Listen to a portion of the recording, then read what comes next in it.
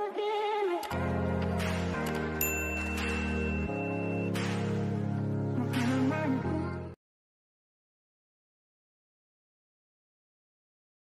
warahmatullahi wabarakatuh. Salam Aswaja Indonesia, salam literasi.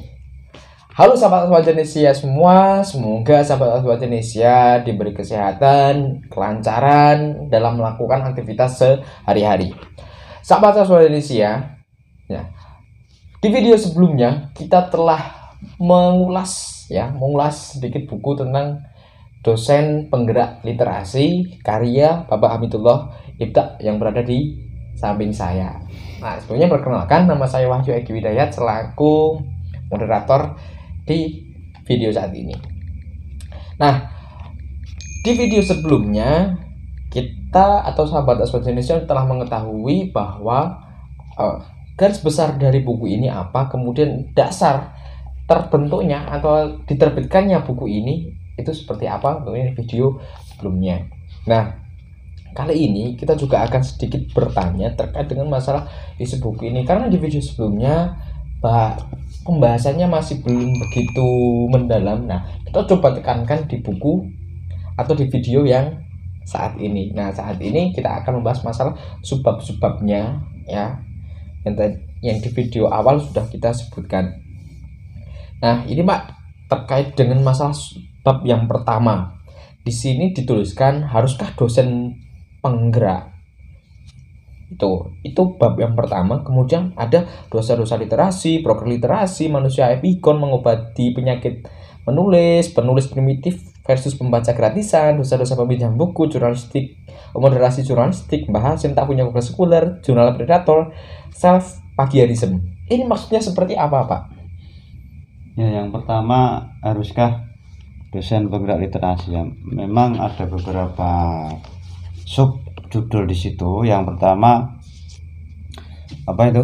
Lupa ya. Broker literasi. Broker literasi. Nah, sebenarnya hadirnya broker literasi ini karena orang bermental instan ya. Nyuwun sewu, karena dosen ini meskipun tidak meskipun PNS, ada yang swasta atau non PNS, ini kan kewajibannya sama, dia harus tridharma. Meskipun dia tidak pegawai negeri, tapi ada kewajiban penilaian angka kredit. Oke. Nah, PAK. ini bagian dosen. Lalu bagaimana yang PNS? PNS kan juga kewajibannya sama ya. Sama. Nah, meskipun dia tidak tridharma ya, tapi broker literasi ini adalah sebuah orang atau sebuah gerakan atau perilaku jahat atau bahasanya pelacuran akademik. Memudahkan orang dalam penilaian angka kredit itu melalui jalan pintas. Misalnya untuk 3C ke 3D atau 3B ke 3C ini kan butuh yang namanya PTK, PTS bagi kepala dan pengawas, atau butuh artikel yang publikasi di jurnal ya. Ini kalau nggak terbiasa nulis kan berat, maka dia biasanya nyuwun sewu membeli atau pasrah bungkuan kepada orang untuk menerbitkan itu gitu loh. Dan saya sering mendapat tawaran dan saya mending menolak, dibayar 5 juta 10 juta pun saya nggak mau gitu loh. Artinya, tapi ada orang yang menjadikan ini sebuah profesi dalam tanda kutip. Ini kan apa ya istilahnya, butuh yang namanya orang yang menggerakkan literasi. Bagaimana literasi ini menjadi sebuah kemampuan, kompetensi, kebiasaan dengan rumus pembelajaran, pembiasaan dan keteladanan, sehingga nanti menjadi habituasi atau pembiasaan itu menjadi sebuah budaya literasi yang memang literat benar-benar, tidak hanya jualan. Karena nyuwun sewu, hari ini literasi itu memang sepi materi, sehingga penggerak atau pelaku literasi ini melacurkan diri gitu loh. Itu menjadi sebuah profesi tambahan di sisi profesinya yang utama. Katakanlah untuk satu jurnal aja di harga sekian orang bisa naik pangkat, itu kan sebenarnya ya apa ya, saya memikirkan kok dia naik pangkat itu otomatis ada kenaikan gaji. Nah, gaji itu tuh untuk dimakan dirinya, keluarganya, anaknya, istri atau suaminya kan juga syubhat bahkan haram. Makanya sampai dengan haram. Broker literasi ini haram bagi kalian. Karena mau nggak mau apa ya istilahnya, ya ini kan literasi ini sebenarnya kebiasaan. Jadi kalau nggak terbiasa memang susah. Tetapi jangan lakukan jalan pintas gitu loh. Oke. Dan yang bisa, yang ahli, jangan melacurkan diri melalui menjadi broker itu. Saya sendiri sebagai orang yang menekuni dunia itu sejak 2008, 2009 sampai sekarang ya sering menerima tawaran seperti itu, bahkan disertasi tes itu sering, Mas buatkan itu bayar piro ya mah kok Pak gitu loh. Jadi kalau mendampingi, mengarahkan Oke. saya mau, tapi kalau pasrah bongkar saya nggak mau gitu loh. Oke, terima kasih Pak. Kemudian terkait ini Pak, saya cukup menarik juga dengan judul ini. Mbah Hasim tak punya Google Scholar Pak. Ini tolong jelaskan Pak, kenapa sampai muncul dengan judul seperti itu Pak? Ya ini kan lahir dari teman atau siapa dulu ya. Kan yang namanya dosen itu harus punya beberapa akun ya, termasuk akun Sinta, ID Scopus, ID Orchid, termasuk Google Scholar sebagai syarat masuk bisa diindeks ya di Oke. Sinta ya. Nah di Google Scholar ini kan Google atau mesin pencari search engine yang menyediakan artikel-artikel ilmiah, buku, proceeding dan sebagainya. Tetapi ini kan kalau yang bisa mendapat akun kan biasanya orang yang mempunyai webmail yang nanti bisa verifikasi membuat akun dan lewat Gmail itu. Nah kalau toko-toko besar mana mungkin yang kuliah aja nyuwun sewu atau kuliah aja nggak pernah dan dia nggak punya webmail. Makanya ketika ngetik Haji Hasyim Asy'ari, Haji Ahmad Dahlan, siapa gitu ya tidak ada lah, dia nggak dosen gitu loh. Artinya secara otoritas dosen dia memang bukan dosen secara formal, tapi justru beliau ini melebihi dosen karena beliau ini hadratus syekh gitu loh.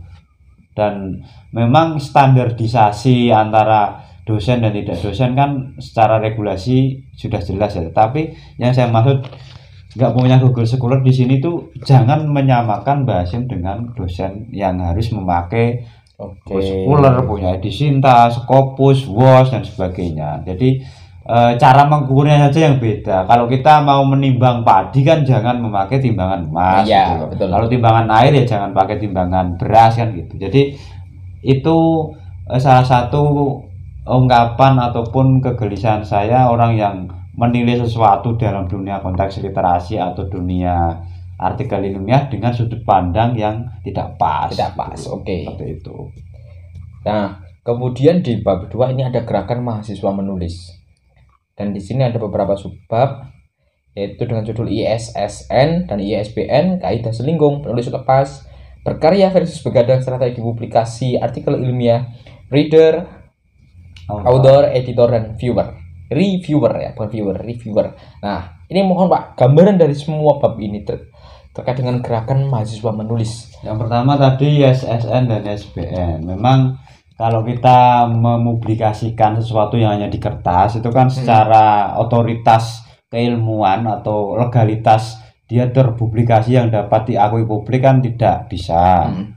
Kecuali turut kitab-kitab kuning ya, di pelepah kurma, di manuskrip itu memang memiliki keunikan bahkan nilai historitas yang tinggi. Tapi kalau sekarang ya kalau kita mau menerbitkan buku ilmiah baik itu diktat, kumpulan puisi cerpen, buku bahan ajar termasuk buku ini ya lewatnya ISBN International Standard Book Number yang dikeluarkan dari luar negeri lewat Perpusnas, lewat penerbit. Itu yang kalau buku. Tapi kalau ISSN ini kan ini International Serial Number, artinya ini publikasi ilmiah yang berseri atau berkala, dan ini yang mengeluarkan adalah PDDI LIPI ya, LIPI lah gitu. Dan ini untuk jurnal maupun proceeding. Makanya kalau mau menerbitkan buku itu ya cukup ISBN gitu. Kalau menerbitkan artikel ilmiah ya harus di jurnal yang ber-ISSN. Jadi ini banyak orang yang tidak memahami antara ISSN dan ISBN. Padahal di situ ketika mahasiswa mau menulis kan kalau hanya makalah kan tidak diakui keilmiahannya ya, dan tidak, kalau di dalam kepentingan akreditasi tidak diakui sebagai publikasi luaran artikel ataupun karya ilmiah. Makanya harus tahu ISSN dan ISBN seperti itu. Nah, kemudian di bab terakhir dan juga ini sebagai penutup di video kita kali ini, Pak. Yang terakhir adalah penggerak literasi. Ini penggerak literasi yang di buku ini dicantumkan ada beberapa judul yang tadi termasuk di video awal kita udah sedikit bahas. Literasi. Ya, penggerak literasi ada sampaikan kebenaran walau lewat meme, membumikan homepreneurship, literasi perpustakaan, penuntasan buta aksara lewat satu perpus satu desa, strategi pemberantasan buta aksara pada ABK yang sekarang terkenal BDBK ya. Itu. Kemudian strategi pemberantasan buta aksara pada perempuan, dosen penggerak literasi, literasi bukan pemaksaan, tapi tanda tanya. Kemudian terakhir ada isais, artikelis, dan kontainer. Nah, mohon penjelasannya Pak sebagai penutup di video kali ini. Ya, untuk ini banyak ya, kalau kita jelaskan nanti agak lama. Intinya kita diberi pilihan bahwa menjadi dosen, guru. Saya kira konteksnya bisa tidak hanya dosen ya, bisa dielaborasi yang lain ya. Sebagai pendidik lah. Ya, maksudnya di sini dosen memang memiliki tugas yang seperganda, selain dia sebagai pendidik juga sebagai peneliti dan pengabdi. Tapi poin yang paling penting di sini adalah dia mampu menggerakkan yang lain, karena konteksnya yang diharapkan Mas Menteri ini kan dosen yang mampu tidak hanya menggurui tapi mengkolaborasi dan juga menggerakkan mahasiswa untuk melakukan lompatan-lompatan di luar standar. Artinya ketika di situ disuguhkan dengan beberapa hal, saya misalnya di konteks dia menjadi artikelis, nah, dia mau jadi penulis lepas di media massa, ya silakan jadi artikelis. Dan itu bisa investasi nama, juga katarsis ide ya, kemudian juga bisa menjadikan pundi-pundi rupiah. Kemudian juga esai sama, kemudian kontainer itu juga termasuk ini.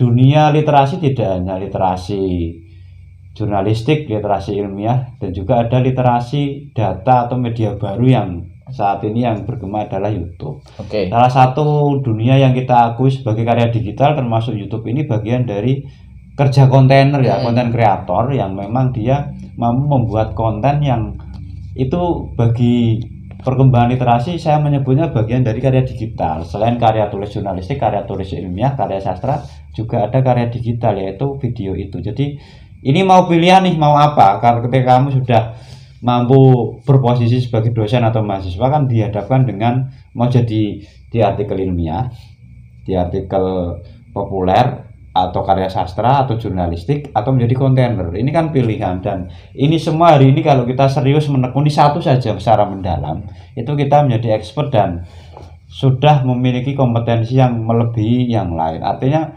sekarang ini karena kita eranya era yang serba digenggaman ya, kita disibukkan menjadi penonton saja, menjadi penikmat, konsumen. Coba kalau kita mengimplementasikan hal itu, pasti kita minimal menjadi produsen. Produsen tentu tidak hanya produsen yang orientasinya materi ya, iklan dan sebagainya, tapi minimal mengedukasi, investasi ide, dan terutama dakwah moderasi beragama, dan juga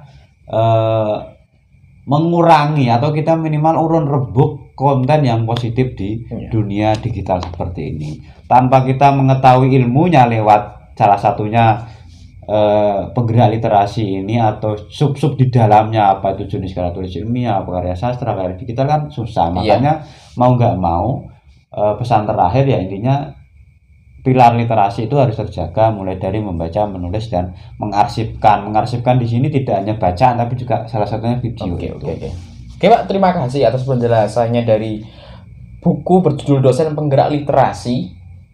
Jadi yang terbit tahun 2020. Nah, namun sebelum video ini saya tutup, ini saya masih ada satu pertanyaan Pak. Sebenarnya bukan satu pertanyaan gitu ya, tapi saya bahasakan sebagai closing statement buat sahabat Aswaja Indonesia yang di sini masih sedikit masih sedikit kurang begitu semangat dalam literasi. Karena saya sendiri juga bimbingan beliau terkait dengan masalah literasi, alhamdulillah walaupun masih belum menjuarai kejuaraan menulis, tapi minimal sudah ada karya digital yang insya Allah nanti juga akan terkenang ya Pak, terkenang sampai dengan masa yang akan datang. Nah, dan juga seperti ini ya Pak, terkait dengan penelitian dari PISA, walaupun ini masih banyak ini ya perdebatan terkait dengan hal seperti itu ya, terkait PISA, penelitian PISA bahwa kita memang masih minim literasi. Indonesia ini masih minim literasi dan berada di angka atau peringkat terbawah. Itu dengan minimnya seperti itu dan jenengan sudah melaksanakan pendampingan literasi kepada mahasiswa dan juga saya pribadi dan juga sudah menghasilkan beberapa karya. Nah, closing statement ini saya harapkan jenengan juga memberi semangat kepada sahabat Aswajanesia untuk bersemangat dalam berliterasi, bukan hanya literasi lama tapi juga berliterasi baru. Monggo Pak. Ya sebenarnya tanpa literasi itu kita nggak bisa hidup sebenarnya. Tapi jangan hanya jadi konsumen, tapi jadilah produsen. Karena literasi ini kan rumusnya gampang ya. Kalau kita hanya menjadi penonton penikmat, kita akan dimainkan. Tetapi kalau kita minimal menjadi konten kreator, penulis, editor ya, bahkan narator, itu minimal kita bisa memainkan ya, dalam tanda kutip memainkan kehidupan. Kalau sekarang sastra apalagi itu kita bisa mereka-reka karya fiksi ya, misalnya membuat drama yang itu seolah-olah kita Tuhannya gitu. Jadi minimal kalau kita menguasai literasi itu kita bisa menjadi dalam tanda kutip bisa menjadi Tuhan dalam karya yang kita ciptakan seperti itu. Oke, terima kasih Pak Ibda atas tadi penjelasan dari buku ini dan juga closing statement-nya untuk mengajak sahabat Aswajanesia semakin bersemangat dalam berliterasi. Itu. Nah, bukan kuncinya, tapi marilah kita sebagai produsen jangan sampai menjadi konsumen yang hanya menerima manfaatnya, bukan menjadi Tuhan di dalam karya tersebut. Cukup sekian dari kami, kurang lebihnya mohon maaf. Salam Aswajanesia, salam literasi, dan wassalamualaikum warahmatullahi wabarakatuh. Waalaikumsalam.